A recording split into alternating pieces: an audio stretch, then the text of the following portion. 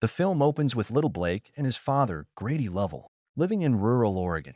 To hunt a deer, the two go far into the forest one day. Blake ignores his father's cautions to exercise caution near the edge since he is so enthralled with the natural beauty. Exasperated, Grady gives him a severe reprimand for not paying attention and offers him some life lessons about how people can be taken away from someone so simply. Grady is getting ready to kill the deer when it bolts away. He notices his kid is no longer by his side as he turns to see how Blake is doing. Blake has gone off and is pursuing the deer in an attempt to shoot it himself, but the tricky animal keeps getting away. Now that he is confused, Blake looks around and knows he is lost. When his father finally locates him, he chastises him severely for his detour. They choose to hide in a nearby deer blind after hearing a loud growl. The threatening growl and the sound of labored breathing get closer as they sit in silence. Something starts to scratch at the door in an effort to enter. Grady gets to his feet and uses his rifle to spot the buck, which is in a horrifying state. Grady hears a disturbance and, alarmed, shoots at something. The sounds ultimately fade after a while. They go back home later. On the CB radio, Blake hears his father reporting that he came across an odd animal, a wolf. Grady has already come across this species and has been accumulating information about it, the chat discloses. The narrative then jumps ahead 30 years to San Francisco, where Blake is an adult with a family of his own, including a little daughter named Ginger and his wife Charlotte. Blake is getting ready to go home after a nice day out when Ginger lashes out because she didn't receive ice cream. Blake, demonstrating the passion he inherited from his father, chastises her for not listening to him and leaving in such a manner.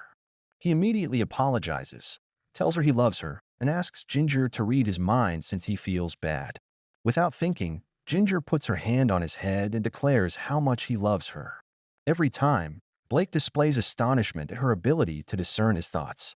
Blake and Ginger are playing at home that night when Charlotte shows up and gives him a note. After reading it, Blake finds out that his father, Grady Lovell, has been formally pronounced dead after going missing for a number of years. He also learns from the letter that he inherited his father's Oregon house. Blake invites Charlotte to go to another room so they may talk while she is on the phone with a coworker.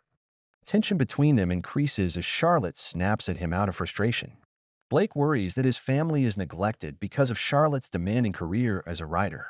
Their marriage has been severely strained by tension. Following a contentious discussion, Blake tells her that his father has been formally pronounced deceased. While Ginger naively asks her father if he is sad, Charlotte offers her condolences. Blake acknowledges that he does and considers his complex relationship with his father, revealing how Grady frequently scolded him over trivial matters. Blake says he regrets not attempting to mend their connection after leaving home as soon as he was old enough. When Blake pays Charlotte a visit at work, he suggests that they all vacation to Oregon. In addition to packing up his father's possessions, he thinks the trip will help them patch up their marriage. Charlotte is dubious, questioning the concept and pointing out that Ginger appears to prefer Blake to her. Blake assures her, nonetheless, that she is an excellent mother. Charlotte reluctantly consents to the trip. During the lengthy drive to Oregon, the family begins to reunite and strengthen their bonds. After some time, a trail obstruction that wasn't there before causes Blake to stop the truck, uncertain of how to proceed. Ginger tells her parents that she sees someone in a nearby treehouse. A man who identifies himself as Derek approaches them. Charlotte is uncomfortable with Derek, especially since he is carrying a gun, even if he offers to lead them to their goal. But when Derek appears outside her door, she is compelled to exit the vehicle. Living here isn't for everyone, Derek says nonchalantly as Blake speeds down the dark wooded road. He alerts them of the perils of the forest, such as untamed creatures and fatal illnesses.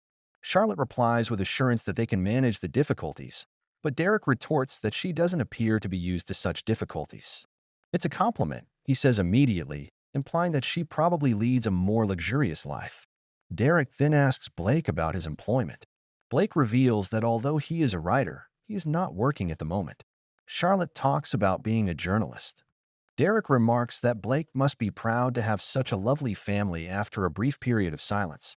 Blake concurs and remarks that he feels fortunate, but before he can say anything more, he notices a figure in the center of the road. The truck goes off the road and comes to a dangerous stop on the edge of a drop as Blake loses control of it while he is swerving to avoid it. Derek unlocks the car door and tumbles through it. In a flash, Blake tells Charlotte and Ginger to go back up to safety. Blake turns and sees what appears to be a werewolf stepping out of the darkness through the windshield. The beast viciously attacks him before turning its attention to Derek, who becomes its next victim. Blake just makes it out of the truck before he climbs back up and assists his family in jumping down. They eventually reach Grady's cabin after walking the remainder of the way. They start to gather their breath, but the scene is cut short by a loud growl. The family rushes to the house and hides there. After repeatedly banging on the door, the creature finally backs off. Blake looks around the home and discovers a flashlight. He plays around with the generator and eventually gets the power back. Blake later checks the perimeter to make sure the creature isn't hiding close by after tucking Ginger into bed. He turns back to his daughter, satisfied that it's obvious. Ginger wonders if the man from the treehouse is dead before he departs. After some hesitation, Blake apologizes for not protecting her more and acknowledges that he was unable to save him. He assures her that he loves her and swears to protect her. Blake then informs Charlotte that the front door must be blocked. Blake acknowledges he's not sure what kind of creature they're dealing with, but he does say he's seen it stand on two legs like a person when Charlotte asks. Then, in order to better shield themselves from the werewolf's fury, Blake places a bulky bookshelf in front of the door. Blake hits his own hand by accident as he keeps driving screws into the barricade. He hears a loud boom as he makes his way to the restroom to clean the wound. Investigating the source, he finds a spider crawling on the wall. Blake starts to have heightened hearing all of a sudden. Blake is struggling when he sees the same thing that attacked him before lurking close to the home. Before he can act, the wolf breaks through and snatches his foot. Charlotte moves swiftly and strikes the beast with a hammer, causing it to let go of Blake. In the middle of the night, Blake awakens, confused and upset. He hears Charlotte calling for assistance on the radio while looking for Charlotte and Ginger. She reveals that after being attacked by a beast, her husband has been ill with an odd condition that prevents him from speaking or acting normally. She is left in despair as the signal fails. Charlotte is shocked to see Blake's somewhat distorted visage when she turns around. He makes an effort to talk, but his words are jumbled and unintelligible. She leads him back to the bed softly. Blake observes that clumps of hair are falling out of his head. She gives him a notepad and pen in the hopes that he will jot down his feelings. Blake writes shakily, "I'm dying." Charlotte urges him to wait, refusing to believe his claims that he is simply ill. She tells him with tears that she loves him and that she hopes to raise Ginger as a family on the farm. Blake, however, is too preoccupied with his metamorphosis to completely understand what she is saying. He gnaws at his damaged hand in agony as his heightened senses and gradually failing body take over. Charlotte gets the automobile keys and tries to jumpstart the vehicle after realizing there is not much time left. A werewolf appears out of the shadows and pursues them, interrupting their plot as the engine roars to life. In an attempt to avoid the beast, the family leaves the car and scales a ladder to a nearby building. Blake tells Charlotte and Ginger to go back inside the house as the wolf tears down the roof in an attempt to divert it from their pursuit. When Ginger begs her mother to return for Blake inside the house, Charlotte tells her that he is doing everything in his power to keep them safe. Blake reappears shortly after, much more demonic now, but with a few remnants of humanity.